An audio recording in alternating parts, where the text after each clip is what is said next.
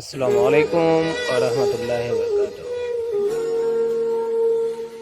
কে একজন প্রশ্ন করেছিল পৃথিবীতে সবথেকে ভিখারি ব্যক্তি কে? তাহলে আমি তার উত্তরে একটাই কথা বলতে চাই, পৃথিবীতে সবথেকে ভিখারি ব্যক্তি সেই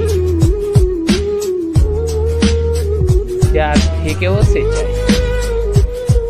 রবীন্দ্রনাথ ঠাকুর একটা কথা বলেছিল, এ জগতে হাই সে বেশি চাই, আছে যারে ভরে ভরি রাজার হস্ত করে সমস্ত কাঙালের। কেউ ভিক্ষা করে পেটের দায়ে, আবার কেউ ভিক্ষা করে নিজের স্বার্থে। পৃথিবীতে এরকম অনেক মানুষ আছে যারা ভিক্ষা করে, কিন্তু সেই ভিক্ষা বলে গণ্য হয় না। যেমন টাকা কাউকে ধার দিলে সেটা হয়ে যায় পাওনা, বিয়েতে টাকা নিলে সেটা হয়ে যায় যোগ।